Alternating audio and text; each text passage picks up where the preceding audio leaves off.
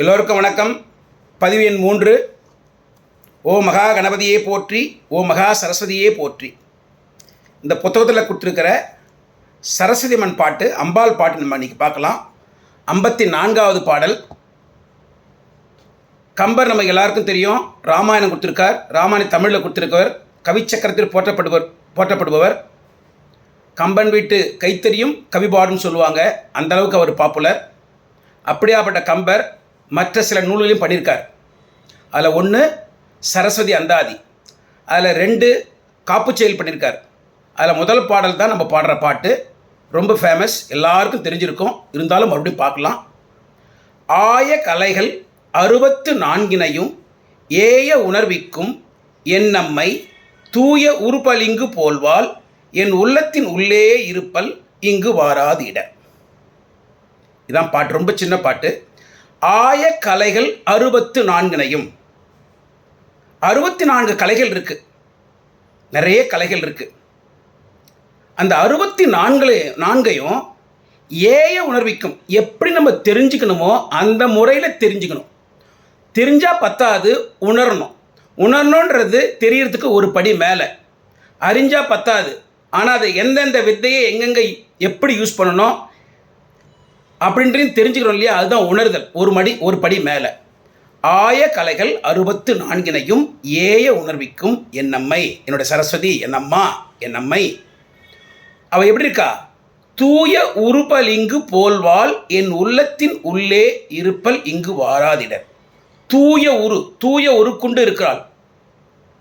எப்படி? பளிங்கு போல்வாள். பளிங்கு எப்படி வெள்ளை வெள்ளையல்னு இருக்குமோ அந்த மாதிரி தூய்மையானவள், கலங்கமற்றவள், பளிங்கு போல இருக்கிறவள், வெண்மையானவள். தூய்மைக்கு வெண்மைக்கு தான் ஒற்றுமை. அதான் அது குறியீடு. அதனால தான் அந்த அம்மா, சரஸ்வதி அம்மா, எல்லாம் வெள்ளை கலர்லேயே இருக்காங்க. எல்லா ட்ரெஸ்ஸும் வெள்ளையில் போட்டுருக்காங்க.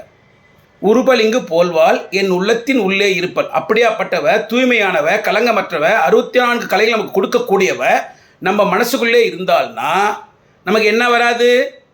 துன்பம் வராது. இங்கு வாராது இடர். துன்பம் வராது. ஏன்? சரஸ்வதி அம்மா மனசுக்குள்ளே இருந்தால்னா நம்மளை நல்லதே நினைக்க வைப்பா.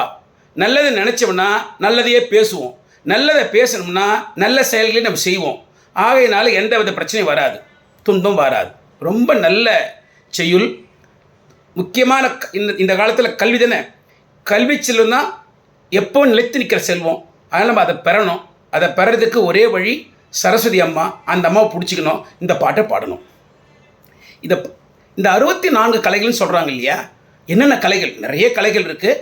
சில உதாரணம் பார்ப்போம். நம்ம பூ கட்டுறோம்ல, மாலை தொடுக்கிறோம், அது ஒரு கலை. வில்வித்தை ஒரு கலை. நாட்டியம் ஒரு கலை. இசை ஒரு கலை. பேசுறது, நல்லா பேசுறது கூட ஒரு கலை. அந்த பேசுறதுக்கு ஒரு நல்ல சொற்களை கண்டுபிடிக்கிறோம் பாருங்க, அது இன்னொரு கலை. இந்த மாதிரி 64 கலைகள் இருக்குது. நிறைய கலைகள் இருக்குது. இந்த கலைகளை எல்லோரும் கற்றுக்க முடியாது, அவ்வளோ ஈஸி கிடையாது. எனக்கு தெரிஞ்சு இது செவி செய்தி தான்.